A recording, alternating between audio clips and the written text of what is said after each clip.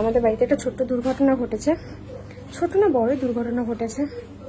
বাড়ি থেকে মা ফোন করে একটা খারাপ খবর দিল সকালবেলায়। তো সেটা মানে আনএক্সপেক্টেড মানে বলতে পারো, একদমই আশা করা যায় না এরকম একটা খবর পেয়েছি। তো সকালবেলায় উঠে যেটা এখন অর্ককে করানোর চেষ্টা চলছে প্রীতম আর আমার মিলে, সেটা হচ্ছে যোগা।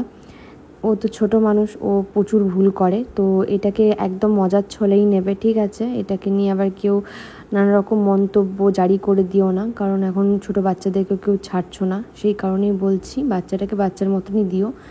ও যতটুকু দেখানো হয় শেখানো হয় সেটুকুই পারফেক্টভাবে করার চেষ্টা করে, কিছু কিছু জিনিস ভুলও করে। আর তারপরে দেখো এখানে ওকে একটু স্কুল যাওয়ার আগেই এটা করানো হচ্ছিল, কারণ সকালবেলায় এখন খুব মর্নিংয়ে আমরা উঠে যাই, সকালে উঠে আগে ওকে এগুলো করানো হয়, তারপরে আমরা একবারে রেডি ফেডি হয়ে অর্ককে স্কুল দিয়ে আমরাও জিমে চলে যাই, অর্ক স্কুল করে, তারপরে এসে রাত মানে আমার খাবার দাবার সবই মোটামুটি করা হয়।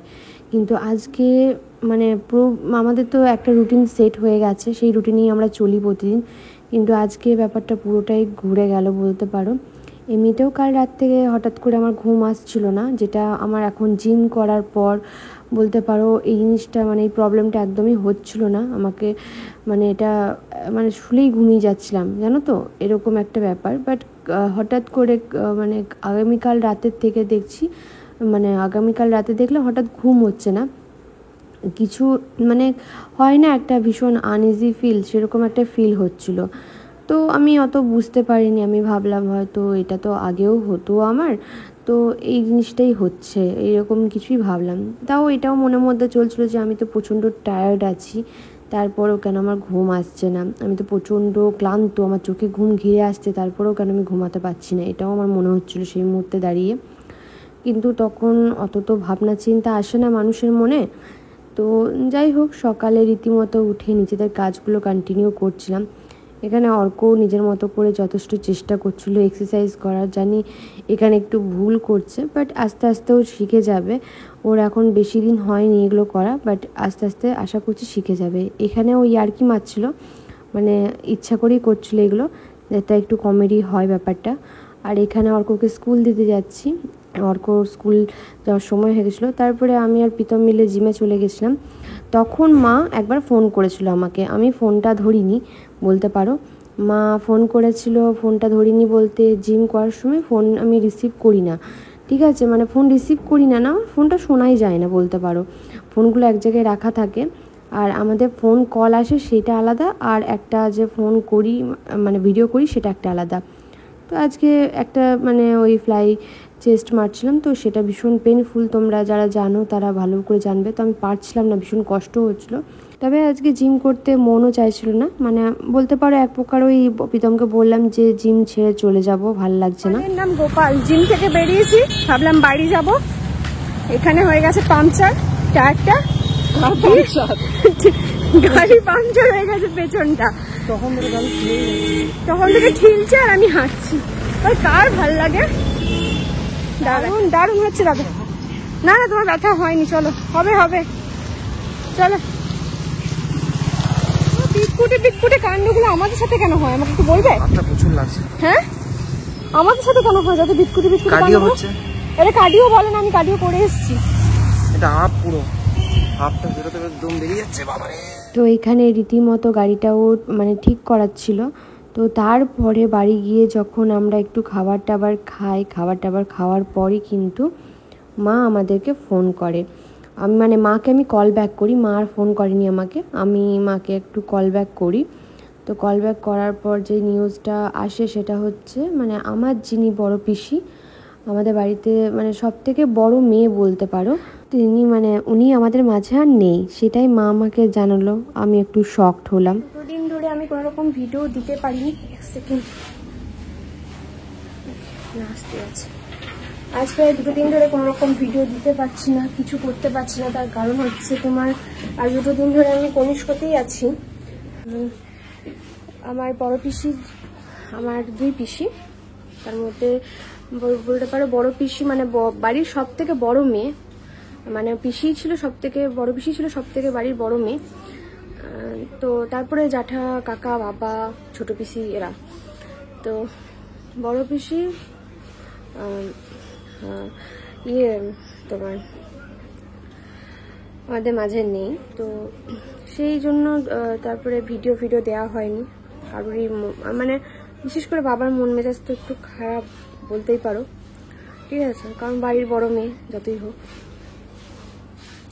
আমি এখন কনিষ্কতেই আছি, আর বাবার যেহেতু এটা জন্ম মাস ছিল, শ্রাবণ মাসটা হচ্ছে বাবার জন্ম মাস, তো আজকে একটা স্পেশাল কিছু করার মানে ব্যাপার ছিল, বাট একটা এমন ঘটনা ঘটে গেল, তো আর কারোরই মন মেজাজ সেরকম তো ভালো নেই যে বানানো কিছু মানে সেরকমভাবে কিছু হবে।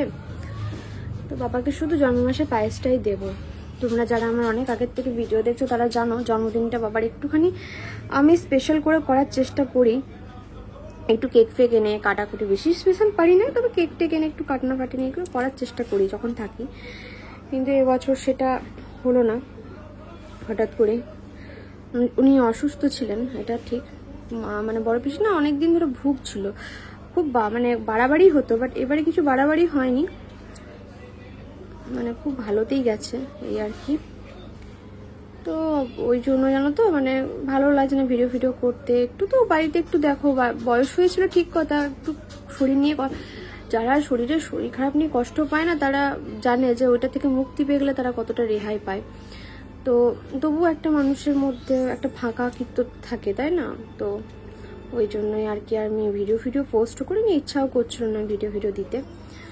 এখন বাবার পায়েসটা বানাচ্ছিলাম, তো ভাবলাম একটু ছোট করে ভিডিও ক্লিপ শেয়ার করি। এখন বাড়িতে মা বাবা কেউ নেই, আমি একা আছি অর্ককে নিয়ে। অর্ক চলে গেছিল কাল রাতে বাড়ি, প্রীতম অর্ক চলে গেছিল, আমি মায়ের কাছে ছিলাম, কারণ বাবা গেছিল বর্দার সাথে, মানে বড় পিসির ছেলের সাথে গেছিল কাজকর্ম এগুলো করতে, এইসব কিছু। তো বাবার পায়েসটা যেহেতু বাবারকে দিতে হবে, জন্ম মাসের পায়েস আজকে, বাবারও মন মেজাজ ভালো নেই, তো তবুও আর কি একটু পায়েসটা বানিয়ে দিচ্ছি, একটু খাবে এই আর কি। মানে পায়েসটা বসিয়েছি, চালটা সেদ্ধ করছি দুধের সাথে এই আর কি। ঠাকুমা চলে যাওয়ার পর থেকে মা আমাকে দিয়ে ছোটোর থেকে পায়েসটা দেওয়া করায় বাবাকে, আমি দিই এখন। আর বলে নাকি মেয়েরা তো মায়েরই ইয়ে হয়, তো আমি করি, যতদিন বেঁচে থাকবো ততদিন আমিই দেবো বাবাকে পায়েসটা, এখন ওটাই করছি। আর প্রীতম কাজে গেল, অর্ককে দিয়ে গেল এদিকে। এখন বাবা মা নেই, বাবা মা আসবে একটু পর। এই যে ওই কি করছিস? নবিতা ডোরেমন দেখছে। কালকে আমাদের কান্নাটার একটা ব্যাপার ছিল যে আমাদের দেখো কান্নাটা একটা ইয়ে আছে যে পিসি হয় আমাদের চলে গেছে, সবারই কিছু না কিছু। আমি একটা জিনিস কালকে বুঝিনি, অর্ক এত কাঁদছিল কেন, অর্ক খুব কাঁদছিল খুব কালকে। আর অর্ককে রেখে যাবো কোথায়, সবাই তো গেছিলাম না, অর্ককে রেখে যাওয়ার কোথাও ছিল না, তো অর্ককেও নিয়ে যেতে হয়েছিল এই আর কি। এখন আমি বাড়ি এলাম, মানে আজকে বাড়ি এলাম আর জোর করে এলাম এক প্রকার বলতে পারো। মা বারণ করছিল আসতে, দাদাও বলছিল যে থেকে যা, কোনো দরকার নেই, কিন্তু মানে আমার না ভালো লাগছিল না রীতিমতো। এক হচ্ছে যে বাবার শরীরটা ভালো নেই, কারণ বাবা বললাম না বড়দাদের সাথে গেছিল, সারা রাতটা জাগা, সকালবেলায় এসছে। বাবারও বয়স হয়েছে আসলে এখন না, মানে আমাদের বাবা বলো সবারই তো বয়স হয়েছে না, তো সে আগেকার মতো তো জিনিসটা নেই কোনোটাই, তো শরীরটা একটু ছেড়েছে, ঘুমালে হয়তো ঠিক হবে। তো আমি বাবাকে পায়েস টায়েস দিয়ে তারপরে এলাম বাড়িতে তো কাজ আছে আমাকে, তো তারপরে অর্ক জানো তো বাচ্চা আছে, সব কিছু ছেড়ে ছুড়ে তো আমি পড়ে থাকতে পারবো না, যতই কাছে বাবার বাড়ি থাকুক না কেন, তবুও আমি ওইখানে গিয়ে পড়ে থাকতে পারবো না। আর ভালোও লাগছিল না, তবে হ্যাঁ এসে প্রচুর মাথাটা ব্যথা করছে, এখনও ব্যথা করছে মাথাটা। তার কারণ হচ্ছে আমার মায়ের কালকে মানে আসলে কি বলতো, বাবা ছিল না বাড়িতে, দাদাও ছিল না, রাতের বেলাটা পুরোটাই মার আমি বলতে পারো গল্প করে পুরনো কথাবার্তা বলে টলে যেগুলো কাটায় একটা মানুষ, দেখবে যখন চলে যায় আমাদের সকলকে ছেড়ে দিয়ে, তখন তার নিয়ে বেশি কথাবার্তাগুলো হয় দেখবে। তো সেই মা আমি সব ওই কথাবার্তা হচ্ছিল, তো ওই করতে করতে তারপরে বাবা বাইরে ছিল, একটা টেনশন তো থাকে, সবাই বারবার করে বাবাকে ফোন করে খবর নিচ্ছিলাম কত দূর ওইদিকে সবাই কি করছে না করছে সবই তো খবর নিচ্ছিলাম। ওই করতে করতে ঘুমটা হয়নি ঠিক করে, আজকে দুপুরেও ঠিক করে ঘুম হয়নি। তো এবার রাতে খাওয়া দাওয়া করে না একটু ঘুমালে না ভালো লাগবে আশা করছি শরীরটা। ওই না ঘুমিয়ে আমার মনে হচ্ছে খাবার খেয়েছি, তো খাবার খেয়ে একটুখানি অ্যাসিডিটি হয়ে গেছে, ওই জন্য ব্যথা করছে কোমর, মানে মাথাটাও ব্যথা করছে প্রচণ্ড। কাল থেকে তো আবার বিজি রুটিন, কারণ সময় তো আর কারোর জন্য থেমে থাকে না বলো, নিজস্ব কর্ম করে যেতে হবে। একদিন আমিও চলে যাব, মানে পৃথিবীতে যখন জন্ম নিয়েছো সবাই সময় মতো ঠিক চলে যাবে, কেউ কারোর জন্য দাঁড়িয়ে থাকবে না, ওই কদিনের মায়া আর কি। তো আজকে ভিডিওটা এইটুকুখানি, সবাই ভালো থেকো, সুস্থ থেকো, সকলকে ভালো রেখো, এইটুকুখানি, টাটা।